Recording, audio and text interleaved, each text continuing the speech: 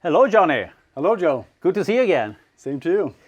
So today I'm here to learn more about decentralized and centralized vacuum system. Yes. Seems like you have prepared something here for me. Yes, I have. I have prepared two different systems, and so we can compare them with each other. To your question. On this side here, we have a centralized setup. Yeah. These 4 cups represent a carton reactor, for example, or a pick-and-place scenario with a robot. We have 3 meters of tubing here. So it's, a system like in reality. Like in reality. This system here, which is a decentralized system, have also 3 meters of tubing. Okay. The difference here is that you have compressed air to drive the nozzles on the decentralized ejectors on that system, which here you have vacuum in this system instead. And the design here is basically what you could see out in the field. Okay, very good. Yeah, because I have two different opinions in my engineering team. Some people say we should do more decentralized, and some people say that no, the centralized system is good enough. And so it will be interesting to understand. But you say that it's equal air consumption in this system. Can you show that to me? Yeah, absolutely. So we run the first system here, the centralized system. Okay. And on this unit here, we can see how much air you are actually using. We're driving this vacuum system here, and we're using about 83 up to 84 normal liters per minute. Okay. And then I switch, so I Run take the compressed air to the decentralized system, and we're running about the same. Great. So it's two equal systems when it comes to the engine. Yes. Very good. On the dot almost, I would say. Okay, Johnny, I can see that you have mounted 2 kind of vacuum sensors on the suction cup here. Yes, I want to show you in a centralized system what happens with the vacuum when you actually turn it on, which causes delays in the system. That is not every time so obvious.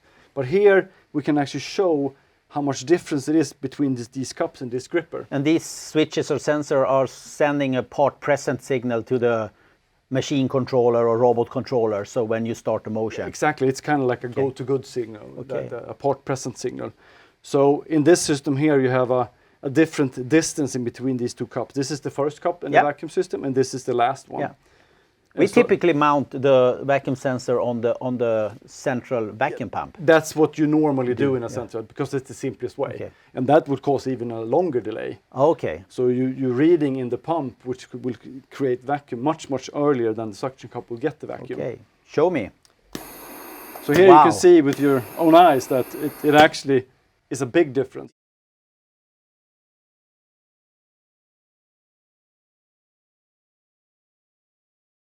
Big delay, and that means it's kind of risky. If you use that signal to start the robot motion or machine motion, it could be that you don't have enough vacuum in that cup. Absolutely, that's what would happen. And that's mainly the one issue with a centralized system when you're trying to run it too fast. And it gets even worse if you have the sensor mounted on the pump. You could have more or less half of the vacuum level in the I think that can explain some problems we've had. I would think so, yes. John, is there a way, I mean, when we are designing a system, let's say we want to use the centralized system because we are familiar with that. Is there a way to easily understand how much pressure drop we are creating and then try to minimize it? Absolutely, certainly. I will show you right away. Here in this system, you have a vacuum pump up here, and we have a vacuum gauge.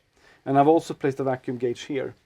And normally, this is a normal system, which is not bad or good. It's something in between. But it's symmetrical. Yeah. So it works quite well, even if you can see difference in the vacuum switches. But if I take away all the presence of cups to the carton box and hold that in my hand and run the system, you can read in this vacuum gauge here that you have about 20 kPa or 22 kPa of pressure drop. That's the loss in the system, so to speak, in the vacuum system. You still try to minimize that would be beneficial for the system. To minimize that, normally we try to aim at about 10 kPa, because then you will have a functional, very good system. Sometimes that not because if I size up every hose, then it will slow down the system also. Yes, it will. Okay. It will. You will cause delays. So it's better to try to aim for about 10 kPa if you can. in some system, or at least be under 20. Because then you will have a system that is responsive and it performs good. But conclusion is that it's easier to dimension this system than a central system in a good way. Yes, absolutely. There are so many pitfalls in a centralized system. You have to be very careful when you design it if you want to have a very good performing system. Here, you hook up the compressed air almost. And it works. We have almost, not really, but. The most important aspect for us, however, is speed. I mean, we want to pick as many boxes per minute as possible. That's always the target we have. So I wonder, I mean, people have told me that you typically get a faster system with decentralized, but is that really the truth? Here you have two systems with equal energy consumption. Can we see which system is fastest that will help me with parts per minute? Certainly. The ejectors principle here are exactly the same. So a three-stage technology here as here. They consume as together, or I mean, when you compare them, could see there. We could see that.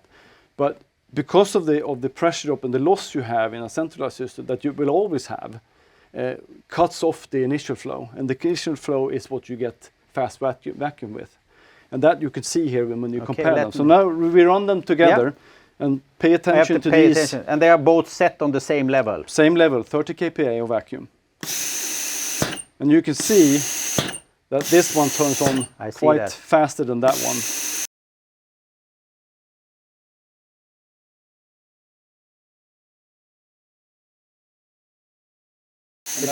It's a few tenths of a second, but over a minute and an hour, that can mean a couple of boxes per minute. So absolutely. One thing, Johnny, that the engineers speak about that likes decentralized vacuum systems is the safety aspect. If one cup is not having a perfect hit, it will not affect the system. But with a centralized system, it will affect. But I don't really believe in that. Is it that big difference, or? It can be a very big difference. Let's pretend that we with this cup don't hit the carton box. So we place it on this screw and do the same thing. I do the same here. So we have 3 cups on the cardboard and one kind of missing. Yeah, and in this centralized system here, the effect will be that you don't get vacuum. You only get 15 kPa, whereas in this system you still have lifting force, 45 kPa. So that would be no box lifted. No box lifted. Okay, Johnny, you have proven to me that this system is a bit faster than that system. Yeah. But let's say I'm using this system and I'm running 30 boxes per minute, 30 parts per minute. I'm happy with that. Is there any reason for me to still move over to a system like that? I'm happy with the 30. With this, I can go 35, 40 parts per minute. Okay, yeah. But I'm happy with 30. Well, certainly, you could actually, these two systems I built up to compare them to be equal in energy consumption. But you can actually turn down the compressed air to this system and save a lot of energy. Okay. And be equal as this system. How much do you think I could save? Basically about 15 to 25% maybe. Okay. And in this two system here, running on carton boxes. But you could also most likely turn down the nozzle size and go to a smaller nozzle. And in the still reach a speed that I can handle 30 boxes per minute. That would be at this speed here, yes. Very interesting. But of course, you could also then start to jeopardize that you miss the pickup speed that is so crucial for handling carton boxes. Is there any benefits with this system that we have missed? Well, you can see them when you compare them like this, that this one has a nozzle on top of a suction cups. And this will weigh more. So when you build a system like this and compare the weight to a centralized system like this, when you will end up with a lot more weight, or maybe not a lot, but you could see the difference. There will be more equipment here than in here. It might be a little bit easier to put together a centralized system, even if you have those pitfalls and you can make mistakes in tubing and so forth. But there's generally just one tubing. That is shared among the cups. Here you have compressed air tubing, and if you want to have a release system in this system here, then you have to add another tubing for that. Here you can have that into the system here to put compressed air into the vacuum line. It might be a little bit easier also to filtrate this system. You can have a filter up here on the vacuum line, filter. One centralized. Here you have most likely need to filter it in the ejector or in the suction cup. Great. No, I understand there are pros and cons, but I was surprised that the difference in speed was so significant. And then the safety aspect, I think, is also very important. Yeah, for sure. And the fact that it's easy to have false signals here if you have restrictions in your system. That I would say would be the most common problem with a centralized system that yeah. you don't know about, that you don't realize that you have a false signal until you actually lose the object that you're trying to handle. Thanks a lot for watching and all the nice feedbacks on our previous episodes. Don't forget to like and subscribe for more insights from J&J.